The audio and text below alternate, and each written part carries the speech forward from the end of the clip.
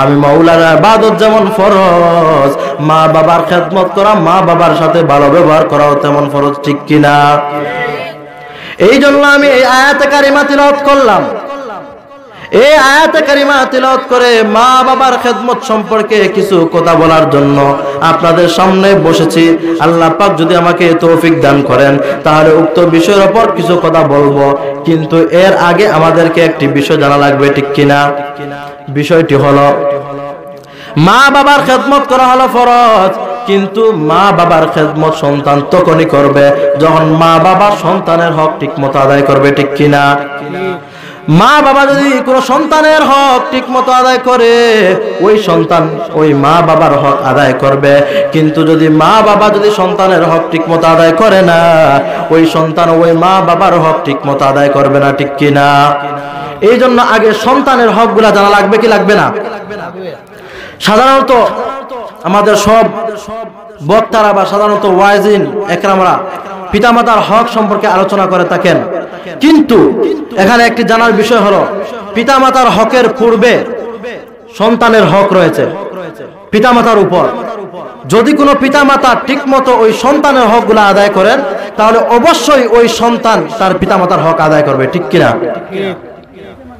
এই জন্য আগে সন্তানের হকগুলো জানা রাখবে। সন্তানের হকগুলা কি? সন্তানের হকগুলা হলো এক নম্বর হক হলো এই দুনিয়ার জমিনে সন্তান আসার জন্য একটি মাধ্যম হলো মা। ওই মা ভালো থাকতে হবে। যদি গাছ ভালো হয় অবশ্যই ফল ভালো হবে, ঠিক কিনা? যদি গাছ ভালো হয় অবশ্যই ফল ভালো হবে। এই জন্য যুবক ভাই, যদি আপনার ম্যাডাম ভালো হয় অবশ্যই ম্যাডামের কাছ থেকে অবশ্যই ভালো ফলের আশা করা যায়, ঠিক কিনা?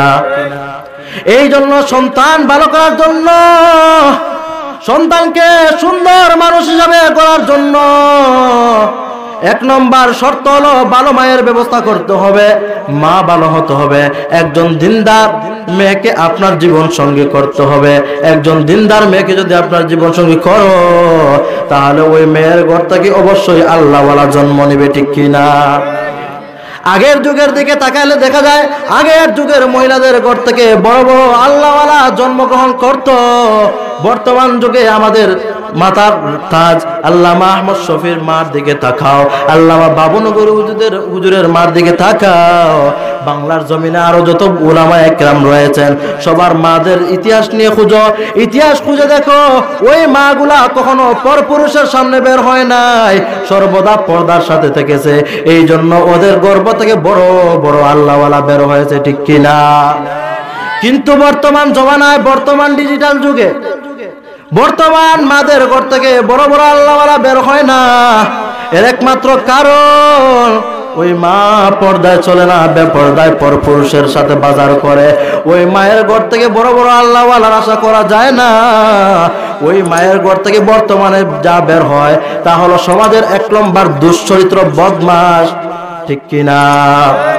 সমাজের এক নম্বর বদমাশ। কারণ কি? ওর মা বেপরদায় চলে, মা সন্তানকে গর্ভ নিয়ে পরপুরুষের সাথে বাজার করতে যায়, মা পরপুরুষের সাথে মার্কেট করতে যায়। এই জন্য ওই মায়ের ঘর থেকে ভালো সন্তান বের হয় না। ওই মায়ের ঘর থেকে যা বের হয় তা হলো সমাজের দুশ্চরিত্র লম্পট চিত্রনায়ক, যাকে বলে বর্তমান জমানায় সালমান শাহ আর মান্না, ঠিক কিনা? বর্তমান জমানায় সালমান শাহ আর মান্না এগুলা বের হয় বর্তমান মহিলার গর্ভ থেকে। বড় বড় আল্লাহওয়ালা বের হয় না। এর কারণ কি? মা ভালো না, ঠিক কিনা? যদি মা ভালো হইতো তাহলে অবশ্যই আল্লাহওয়ালা বের হইতো। এই জন্য সন্তানের জন্য প্রথম নম্বর হক হলো মা ভালো রাখতে হবে।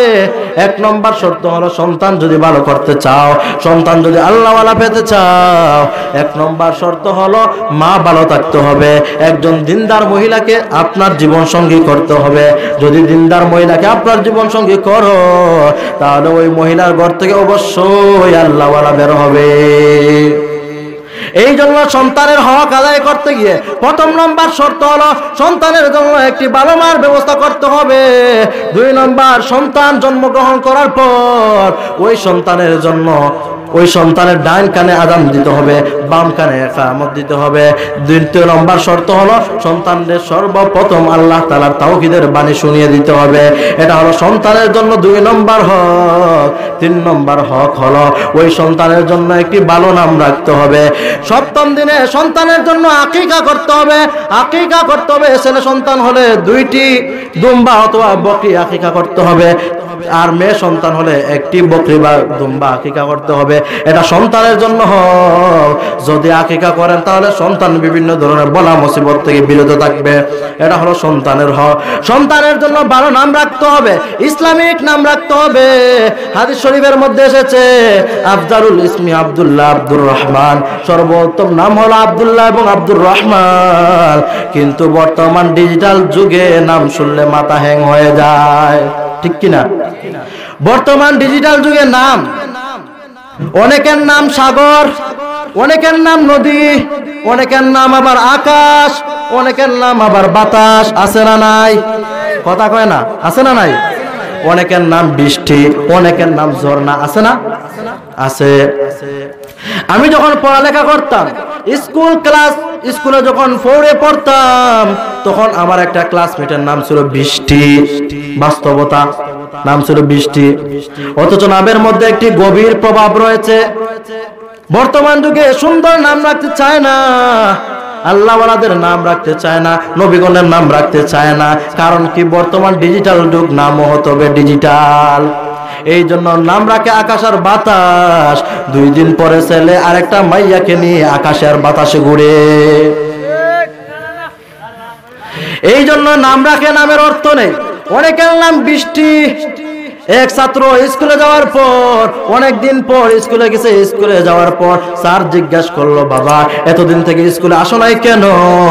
ছাত্র এবার স্যারকে বলে, স্যার আমার বাড়িতে বৃষ্টি এসেছিল, বৃষ্টি। স্যারের তো মিজাজ গরম, বেয়াদব। আজকে 1 সপ্তাহ থেকে 1 মাস থেকে আকাশের মধ্যে কোনো মেঘ নেই, তুই বলতেছো বৃষ্টি এসেছে তোদের বাড়িতে। তখন ওই ছাত্র ডাক দিয়া কয়, স্যার আমি আপনার সাথে বেয়াদবি করি নাই, মিথ্যা কথাও বলি নাই। সব বৃষ্টি তো আর এক নয়, ওই বৃষ্টি আকাশের বৃষ্টি নয়, ওই বৃষ্টি হলো আমার খালাতো বোন বৃষ্টি। চিন্তা করছেন? বৃষ্টি এসেছিল, বৃষ্টি। বৃষ্টিকে নিয়ে ঘুরতেছে, স্কুলে যায় না। আছে না নাই? তো নামের মধ্যে বড় একটি প্রভাব রয়েছে। নাম যদি সুন্দর হয় তাহলে ওই নামের মধ্যে প্রভাব রয়েছে। নাম রাখতে হবে, সুন্দর নাম রাখতে হবে, ইসলামিক নাম রাখতে হবে। আমরা আজকে ইসলাম ছেড়ে দিয়ে বিধর্মীদের কালচার গ্রহণ করেছি, অথচ নামের মধ্যে গভীর একটি প্রভাব রয়েছে। এক লোক আল্লামা আশরাফ আলী থানভী রহমাতুল্লাহ আলাইহির কাছে ওনার এক ছেলেকে নিয়ে গেছে। ছেলেকে নিয়ে যাওয়ার পর বলতেছে, আল্লাহর ওলি আমার এই ছেলেটি সব সময় অসুস্থ থাকে, কখনো সুস্থ হয় না, সব সময় অসুস্থ। তো আল্লাহর ওলি আশরাফ আলী থানভী রহমাতুল্লাহ আলাইহি জিজ্ঞেস করলেন, বাবা ছেলেটার নাম কি? তো ওই বাবা বলতেছে, আমার ছেলের নাম হলো কলিমুল্লাহ। কালিমুল শব্দের অর্থ হলো কি? জখম, আহত, অসুস্থ। চিন্তা করবেন, একটু গবেষণা করবেন, ভালো করে বিষয়টি বুঝবেন। কালিমুন শব্দের অর্থ হলো জখম, অসুস্থ, মারাত্মক, আহত। এখন এই ছেলেটির নাম হলো কালিমুল্লাহ। এই নাম কালিমুল্লাহ রাখার কারণে এই সন্তানটি সব সময় অসুস্থ থাকে, সব সময় অসুখ থাকে। তখন আল্লাহর ওলি আশরাফ আলী থানভী রাহমাতুল্লাহ আলাইহি বললেন, বাবা আপনি যে সন্তানটির নাম রাখছেন ওই সন্তানের নামই হলো কালিমুন শব্দের অর্থ হলো অসুস্থ, জখম। আপনি যে সন্তানের নাম রাখছেন ওই সন্তানের নাম রাখার কারণে আপনার সন্তান সর্বদাই অসুস্থ থাকে, কারণ নামের মধ্যে একটি প্রভাব রয়েছে। এই জন্য আপনার সন্তান সব সময় অসুস্থ থাকে। আজ থেকে আপনার সন্তানের নাম রেখে দিলাম সালিমুল্লাহ। সালিমুন শব্দের অর্থ হলো শান্ত, নিরাপদ, সুস্থ। আল্লাহর ওলি আশরাফ আলী থানভী রাহমাতুল্লাহ আলাইহি যখন ওই সন্তানের নাম রাখবেন সালিমুল্লাহ, তখন থেকে কিয়ামত পর্যন্ত, মৃত্যু পর্যন্ত ওই সন্তান কখনো অসুস্থ হয় নাই। সুবহানাল্লাহ। এই জন্য সুন্দর নাম রাখার দরকার আছে না নাই? 3 নম্বর শর্ত হলো সন্তানের জন্য ভালো একটি নাম রাখতে হবে। 4 নম্বর শর্ত হলো সন্তানকে দিনদার করে তুলতে হবে, সন্তানকে ইসলামিক শিক্ষায় শিক্ষিত করতে হবে। আজকালকে সন্তানগুলাকে ইসলামিক শিক্ষায় শিক্ষিত না করে জেনারেল শিক্ষায় শিক্ষিত করে। এই জন্য ছেলে সন্তানগুলা মা বাবার কথা শুনে না, ঠিক কিনা? 4 নম্বর শর্ত হলো সন্তানের জন্য, মা বাবার জন্য, সন্তানের উপর 4 নম্বর শর্ত হলো সন্তানের জন্য ইসলামিক শিক্ষায় শিক্ষিত করতে হবে, সন্তানকে ইসলামিক শিক্ষায় শিক্ষিত করে তুলতে হবে। যদি আপনি আপনার সন্তানকে ইসলামিক শিক্ষায় শিক্ষিত করে তুলেন, তাহলে ওই সন্তানটি কখনো আপনার সাথে বেয়াদবি করতে পারবে না। এরা নবীর উম্মতের দল। আল্লাহ পাক রব্বুল আলামিনের শিক্ষা, এই দুনিয়ার জমিনে একমাত্র মাওলার শিক্ষাই হলো আসল শিক্ষা, কোরআন হাদিসের শিক্ষাই হলো আসল শিক্ষা, যে শিক্ষা মানুষকে জান্নাতের পথ দেখায়, ঠিক কিনা?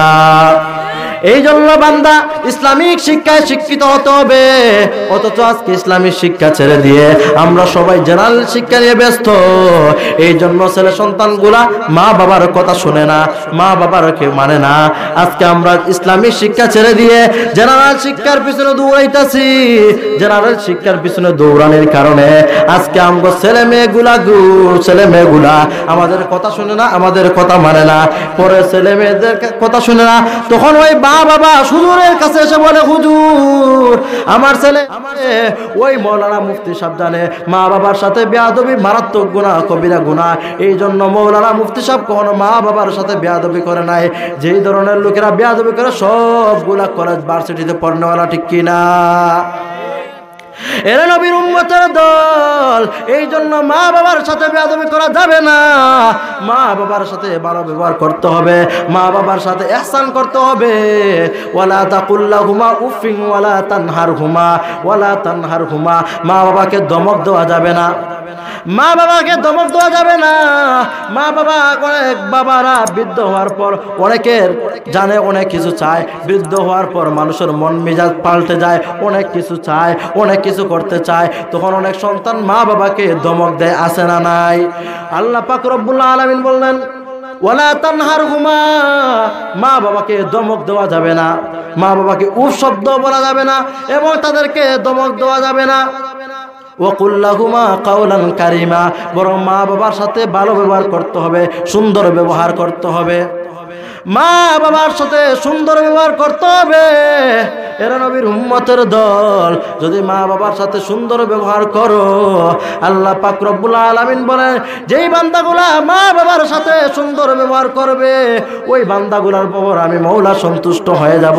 আল্লাহ নবী রাহমাতুল লিল আলামিন বলেন, ক্বালান নবী সাল্লাল্লাহু আলাইহি ওয়াসাল্লাম, রাযার রাব্বি ফি রাযাল ওয়ালিদি ওয়া সাখাতুর রাব্বি ফি সাখাতিল ওয়ালিদি। আল্লাহ নবী রাহমাতুল লিল আলামিন বলেন, মা বাবার সন্তুষ্টিতে মওলার সন্তুষ্টি, মা বাবার অসন্তুষ্টিতে মওলার অসন্তুষ্টি। যেই বান্দাগুলা মা বাবাকে সন্তুষ্ট করবে, ওই বান্দার উপর আমার মওলা সন্তুষ্ট হয়ে যাবে। আর যেই বান্দাগুলা মা বাবাকে অসন্তুষ্ট করবে, মা বাবার সাথে দুর্ব্যবহার করবে, ওই বান্দাগুলার উপর আমার মওলা অসন্তুষ্ট হয়ে যাবেন। আর যেই বান্দাগুলার উপর মা বাবার উপর, যেই বান্দাগুলার উপর আমার মওলা অসন্তুষ্ট হয়ে যাবেন, ওই বান্দাকে আল্লাহ পাক রব্বুল আলামিন জাহান্নামের প্যাসেঞ্জার বানাবেন। এই জন্য মা বাবার সাথে ভালো ব্যবহার করতে হবে, কি হবে না? মা বাবার সাথে ভালো ব্যবহার করতে হবে। এ নবীর উম্মত, মা বাবার সাথে ভালো ব্যবহার করতে হবে, মা বাবার সাথে ভালো ব্যবহার করতে হবে। আল্লাহ নবী রাহমাতুল লিল আলামিন অপর হাদিসের মধ্যে বলেন, ক্বালান নবী সাল্লাল্লাহু আলাইহি ওয়াসাল্লাম, আল জান্নাতু তাহতা আকদামিল উম্মাহাত। পয়গম্বর আরবি সাল্লাল্লাহু আলাইহি ওয়াসাল্লাম বলেন, মা বাবার পায়ের নিচে হলো সন্তানের বেহেশত। এরা নবীর উম্মতের দল। মা বাবার পায়ের নিচে হলো সন্তানের জান্নাত। ওই জান্নাত যদি পেতে চাও, ওই জান্নাতে যদি যেতে চাও, অবশ্যই মা বাবার খেদমত লাগবে, মা বাবার সাথে ভালো ব্যবহার করবে। মা বাবার সাথে যদি ভালো ব্যবহার করো, তাহলে আমার মাওলা তোমার জন্য জান্নাতের ফয়সালা করে দিবে। এর নবীর উম্মতের দল, এই জন্য মা বাবার সাথে কখনো বেয়াদবি করা যাবে না, মা বাবার সাথে কখনো অবাধ্যতা করা যাবে না। একজন এখনো জীবিত আছে কিনা? তখন সাহাবা একরাম বললেন, হ্যাঁ, আলকামার একজন বৃদ্ধা মা জীবিত আছেন। তখন পয়গম্বর বললেন, যাও যাও, আলকামার মাকে আমার নিকট আসার জন্য বলো। যদি বেশি বৃদ্ধ হয় তাহলে আমি পয়গম্বর আলকামার মার নিকট চলে যাব। তখন ওই সাহাবা একরাম আলকামার মার নিকট গেলেন। আলকামার মার নিকট যাওয়ার পর আলকামার মার নিকট সাহাবা একরাম গিয়ে বললেন, নবী আপনার জন্য আসার জন্য বলছেন, আপনি যদি পারেন তাহলে নবীজির দরবারে চলেন, আর যদি না পারেন পয়গম্বর আপনার দরবারে আসবে। তখন আলকামার মা বলল, নবীর উম্মতের দল, হে সাহাবা একরাম, আমার পয়গম্বর আমার জন্য অর্ডার দিয়েছে, আমি পয়গম্বরের দরবারে যাব। যদিও আমার কষ্ট হয় তাহলে আমি পয়গম্বরের দরবারে যাব, পয়গম্বরকে কষ্ট দেওয়া যাবে না। এই জন্য ওই বৃদ্ধ মা পয়গম্বরের দরবারে চলে গেল। পয়গম্বরের দরবারে চলে যাওয়ার পর আলকামার মাকে পয়গম্বর জিজ্ঞেস করলেন, হে বৃদ্ধা মা, আপনার ছেলে সন্তান সম্পর্কে একটু ধারণা দেন, আপনার আলকামা সম্পর্কে আমাদেরকে একটু বলেন। তখন ওই আলকামার মা বলল, আমার আলকামা অত্যন্ত ভালো ছেলে, সব সময় আল্লাহ তাআলার ইবাদত করে, 5 ওয়াক্ত নামাজ পড়ে, রমজান মাসে রোজা রাখে, সব সময় যাকাত আদায় করে, আল্লাহ তাআলার ইবাদত গুজার, সব সময় ইবাদত বন্দেগী করে। কিন্তু আলকামার প্রতি আমি অসন্তুষ্ট, কারণ আলকামা আমার কথা শুনে নাই। আলকামা সব সময় তার বিবি সাহেবাকে আমার উপর প্রাধান্য দেয়। তখন পয়গম্বর বললেন, হে সাহাবা একরাম, কিছু লাকড়ি সংরক্ষণ করো। লাকড়ি সংরক্ষণ করে ওই লাকড়ির মধ্যে আগুন ধরিয়ে দাও, ওই লাকড়ির মধ্যে আগুন জ্বালিয়ে দাও, আর আলকামার লাশটাকে ওই আগুনের মধ্যে পুড়িয়ে দাও। যখন পয়গম্বর এই কথা বললেন, তখন ওই বৃদ্ধ মা আল্লাহর পয়গম্বরের কাছে বলল, পয়গম্বর, আমার সামনে আমার সন্তানকে আগুনের মধ্যে পুড়িয়ে দেওয়া হবে, আমি এটা কখনো সহ্য করতে পারবো না। আমার সন্তান আমার সামনে আগুনে পুড়বে, আমি মা কেমনে তা সহ্য করব? আমি তা সহ্য করতে পারি না। তখন পয়গম্বর বললেন, মা, তোমার সামনে যদি তোমার সন্তানকে আগুনের মধ্যে পুড়িয়ে না দাও, তাহলে দুনিয়ার আগুনে পুড়িয়ে দিতে রাজি নাই, তাহলে তোমার সন্তানকে কেমনে জাহান্নামের আগুনে পুড়াবা? তুমি তোমার সন্তানের ওপর অসন্তুষ্ট হওয়ার কারণে তোমার সন্তান জাহান্নামের প্যাসেঞ্জার হয়ে গেছে, তোমার সন্তান জাহান্নাম নিজের ওপর ওয়াজিব করে নিয়েছে। যদি তোমার সন্তানকে জাহান্নামের আগুন থেকে বাঁচাতে চাও, তাহলে তোমার সন্তানকে দুনিয়ার জমিনে মাফ করে দিতে হবে, না হয় তোমার ছেলেকে জাহান্নামের আগুনের মধ্যে জ্বালানো হবে, আর ওই জাহান্নামের আগুনের চাইতে দুনিয়ার জমিনকে আগুন দিয়ে পুরানোটাই ভালো। তখন ওই বৃদ্ধ মা পয়গম্বরকে ডাক দিয়ে বলে, পয়গম্বর, আমি আমার সন্তানকে লালন পালন করছি, ওই সন্তানকে কেমনে লালন পালন করছি ওই কষ্ট একমাত্র আমি মা ছাড়া অন্য কেউ বুঝে না, ওই মা ছাড়া অন্য কেউ জানে না। আমি আমার সন্তানকে নিয়ে কত কষ্ট ধারণ করছি, আর এখন আমার সামনে আমার সন্তান আগুনের মধ্যে পড়বে, আমি মা এটা কখনো মেনে নিতে পারি না। ওরে পয়গম্বর, আসমানের মালিক আল্লাহকে সাক্ষী রাখলাম, জমিনের মধ্যে আপনি পয়গম্বর এবং সাহাবা একরামকে সাক্ষী রাখলাম, আমি মা আমার অবাধ্য আলকামাকে ক্ষমা করে দিলাম। যখন ওই মা আলকামাকে ক্ষমা করে দিল, তখন পয়গম্বর সাহাবা একরামকে বললেন, বেলাল, যাও একটু আলকামার নিকট যাও, আলকামার অবস্থা একটু দেখো। তখন সাহাবা একরাম দৌড় দিয়ে আলকামার নিকট গেলেন। আলকামার নিকট যাওয়ার পর দেখলেন আলকামার জবান থেকে কালিমা নসিব হয়ে গেছে। বলেন সুবহানাল্লাহ। এরা নবীর উম্মতের দল, এই জন্য মা বাবার সাথে যদি বিয়াদবি করো, মা বাবার সাথে যদি অবাধ্যতা করো, তাহলে দুনিয়াতেই তোমার শাস্তি ভোগ করতে হবে, আখিরাতের জমিনে তো অবশ্যই অবশ্যই তোমাকে জাহান্নামে যেতে হবে। এই জন্য মা বাবার সাথে কখনো বিয়াদবি করা যাবে না, মা বাবার সাথে কখনো অবাধ্যতা করা যাবে না, মা বাবার সাথে কখনো বিয়াদবি করা যাবে না।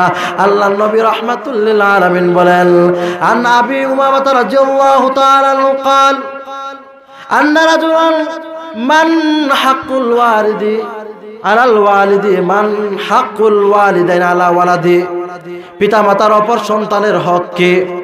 আল্লাহর নবী রাহমাতুল লিল আলামিন বলেন, হুমা জান্নাতুকা ওয়া নারুকা।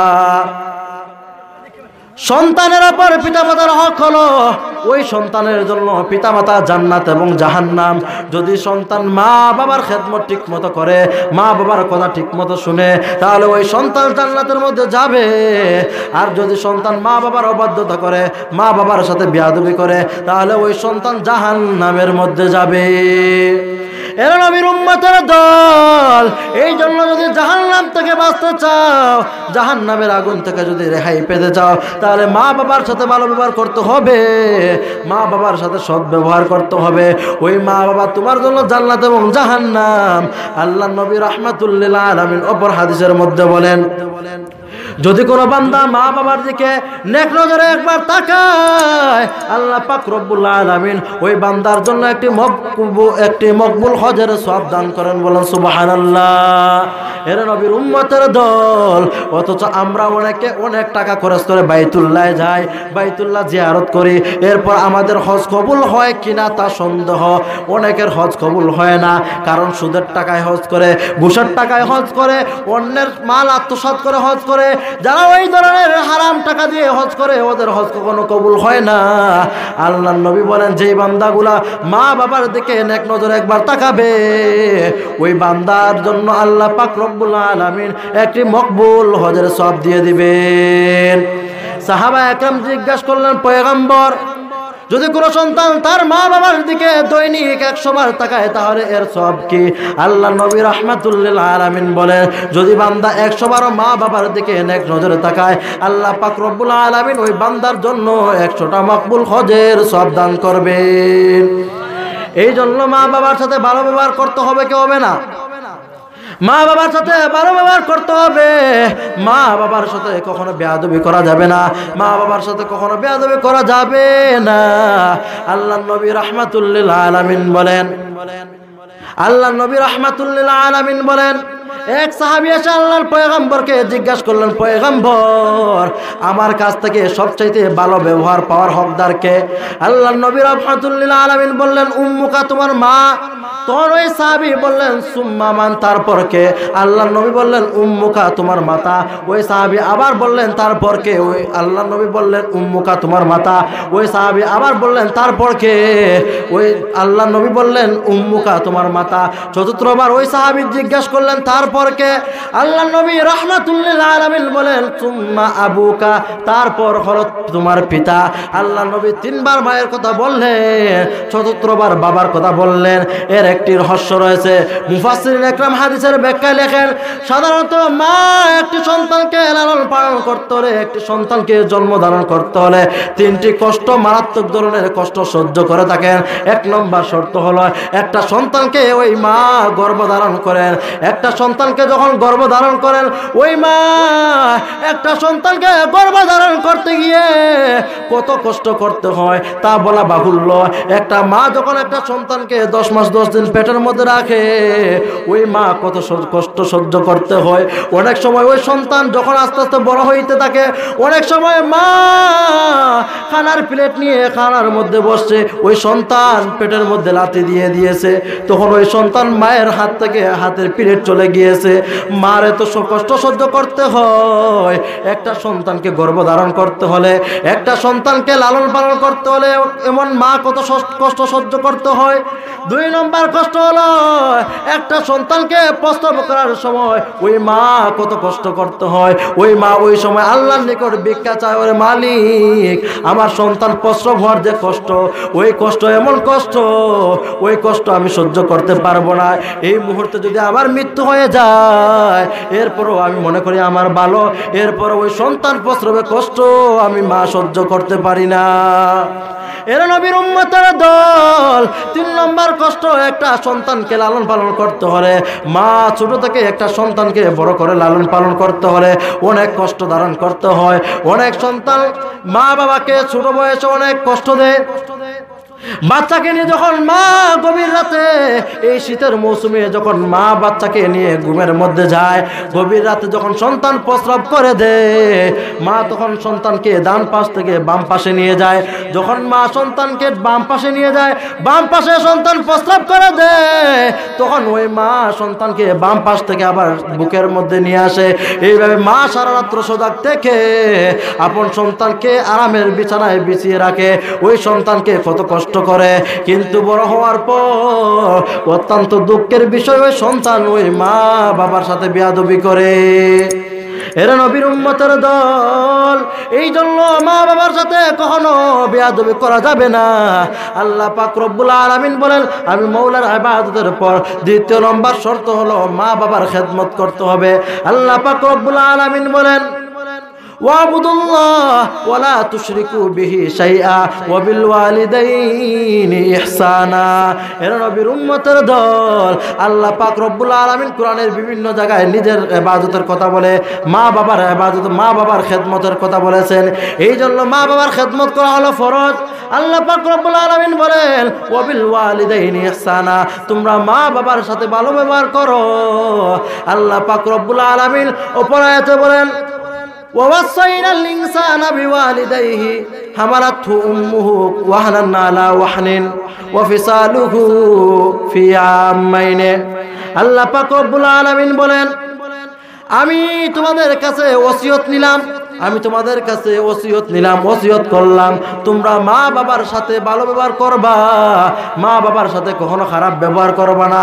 কারণ একটা সন্তানকে মা জন্ম ধারণ করতে গিয়ে, একটা সন্তানকে মা গর্ভধারণ করতে হয়। গর্ভধারণ করতে একটা মা সন্তানকে গর্ভধারণ করতে অনেক কষ্ট সহ্য করতে হয়। তারপর 2 বছর মা সন্তানকে দুধ পান করায়। দুধ পান করানোর পর ওই সন্তানকে ছোট থেকে নিয়ে বড় করে, ওই সন্তানকে অনেক কষ্ট ধারণ করে মা লালন পালন করে। এই জন্য মার সাথে কখনো বেয়াদবি করবা না। এর নবীর উম্মতের দল, মা বাবার সাথে বেয়াদবি করলে আল্লাহ পাক সহ্য করে না। আল্লাহ পাক রব্বুল আলামিন যেই বান্দাগুলা মা বাবার সাথে বেয়াদবি করে, আল্লাহ পাক রব্বুল আলামিন দুনিয়ার মধ্যে ওই বান্দাদেরকে শাস্তি দিয়ে দেন। আল্লাহ নবী রাহমাতুল লিল আলামিন বলেন, কুল্লু যুনুবি ইয়াফিরুল্লাহ মিনহা মা শাআ ইল্লা উকুকুল ওয়ালিদাইন। আল্লাহ নবী রাহমাতুল লিল আলামিন বলেন, আল্লাহ পাক রব্বুল আলামিন যদি ইচ্ছা করেন তাহলে বান্দার সমস্ত জিন্দেগীর গুনাহগুলো maaf করে দিতে পারে, কিন্তু একমাত্র মা বাবার সাথে বেয়াদবি করলে, ওই গুনাহ মা বাবার সাথে অবাধ্যতা করলে, ওই গুনাহ আল্লাহ পাক রব্বুল আলামিন maaf করেন না।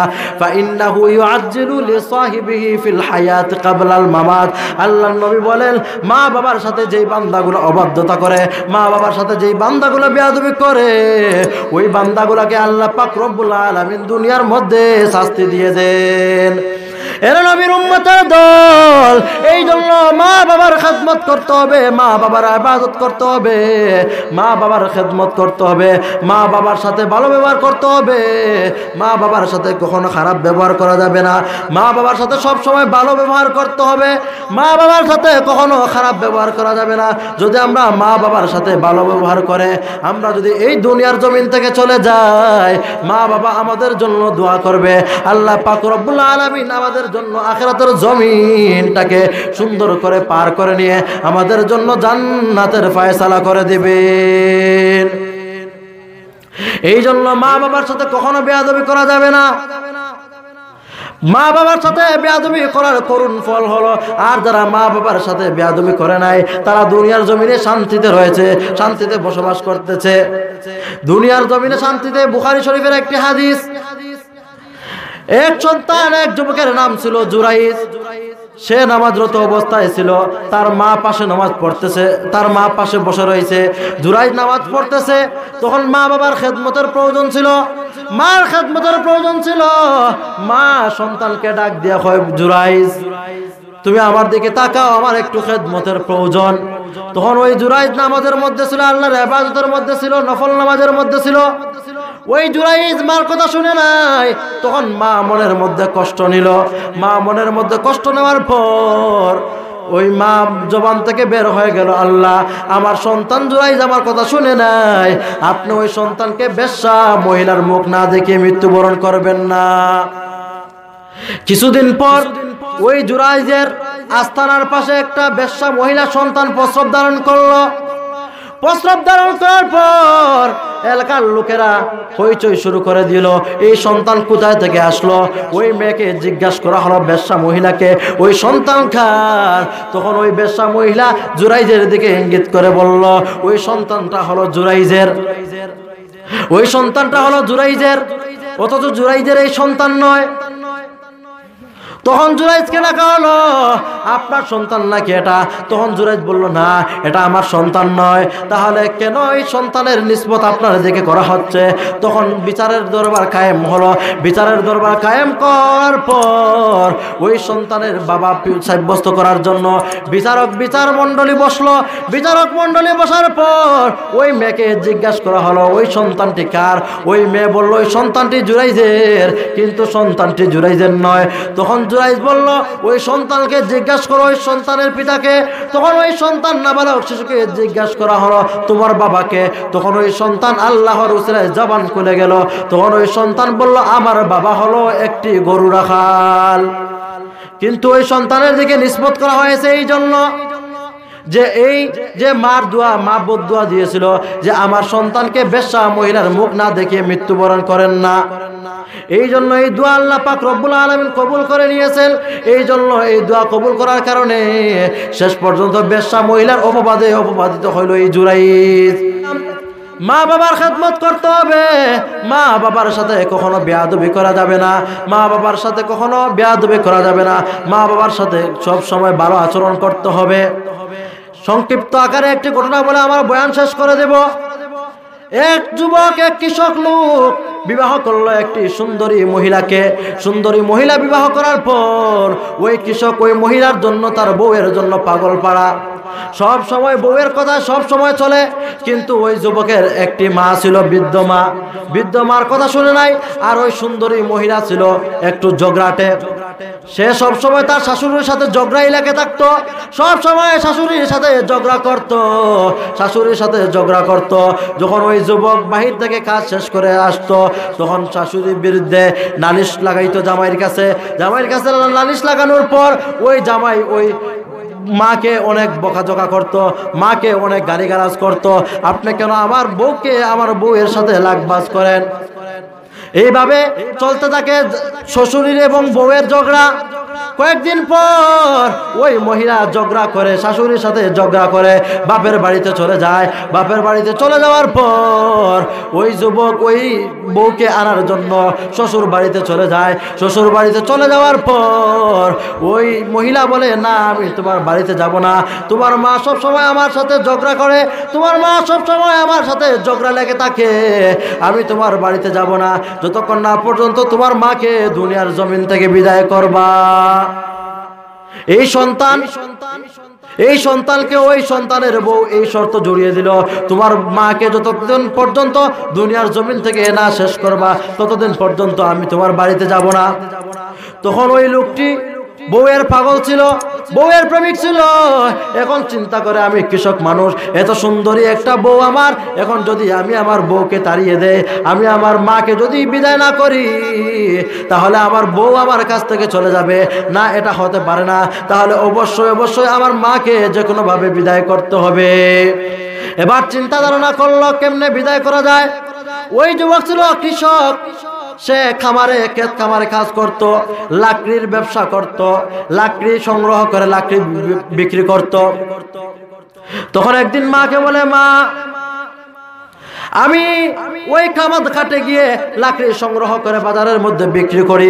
অনেক সময় সন্ধ্যা হয়ে যায়, সন্ধ্যা হয়ে যাওয়ার পর ওই লাকড়িগুলা কাঁধের ওপর উঠিয়ে নিয়ে অনেক কষ্ট হয় বাজারে নিয়ে বিক্রি করতে। অনেক সময় সন্ধ্যা হয়ে যায়, ওইগুলা নিয়ে বিক্রি করতে পারি না, আমার অনেক কষ্ট হয়। আপনি যদি একটু আমার সাথে চলেন, আপনি যদি আমাকে একটু সাহায্য করেন, তাহলে আমার জন্য সুবিধা হবে।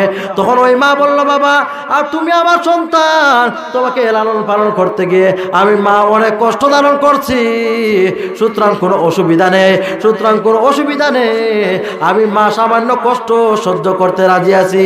এই কথা বলে সন্তানের সাথে ওই মা ক্ষেত খামারের মধ্যে চলে গেল। ক্ষেত খামারের মধ্যে চলে যাওয়ার পর সন্তান ফিকির করতেছে, চিন্তা করতেছে কেমনে মাকে হত্যা করা যায়, কেমনে মাকে হত্যা করা যায়, এই সুযোগ করতেছে। ওই বৃদ্ধ মা এক পাশে বসে রয়েছে, হঠাৎ করে দেখে চতুর্পাশে কোনো লোক নেই। ওই সন্তানটি হঠাৎ করে দা নিয়ে মার দিকে দৌড়ে এগিয়ে আসলো মাকে হত্যা করার জন্য। যখন মাকে হত্যা করার জন্য এগিয়ে আসলো, তখন মাকে হত্যা করবে, মার গায়ে দা দিয়ে আঘাত করবে, তখন আল্লাহ পাক রব্বুল আলামিন অটোমেটিক ওই বান্দার পা জমিনের মধ্যে গেড়ে দিলেন। ওই বান্দার পা জমিনের মধ্যে গেড়ে গিয়েছে, দা সামনে অগ্রসর করতে পারতেছে না। এইভাবে ওই সন্তান চিৎকার শুরু করে দিয়েছে। চিৎকার শুরু করে দেওয়ার পর মা চিৎকার শুরু করে দিয়ে দৌড় দিয়ে চলে গেল এবং সন্তান চিৎকার শুরু করে দিয়েছে। আল্লাহ পাক রব্বুল আলামিন আস্তে আস্তে ওই সন্তানকে মাটির নিচে পুঁতিয়ে দিতেছে। আল্লাহ পাক রব্বুল আলামিন মায়ের সাথে বেয়াদবি কখনো সহ্য করে না। শেষ পর্যন্ত ওই সন্তান মাটির মধ্যে পুঁতে মাটির মধ্যে গেড়ে গিয়েছে। মা দৌড় দিয়ে জান পলায়ন করেছে। এই জন্য মার সাথে কখনো বেয়াদবি করা যাবে না, বাবার সাথে কখনো বেয়াদবি করা যাবে না। আল্লাহ পাক রব্বুল আলামিন আমাদের সবাইকে মা বাবার খেদমত করে দুনিয়ার জমিন থেকে আল্লাহ পাক রব্বুল আলামিনের ইবাদত বন্দেগী করে নবীজির সুন্নাত মোতাবেক আমার জীবনকে পরিচালনা করে মা বাবার খেদমত করে দুনিয়ার জমিন থেকে বিদায় হওয়ার তৌফিক দান করেন, বলেন আমিন। ওয়া আখির দাওয়ানা আলহামদুলিল্লাহি রাব্বিল আলামিন।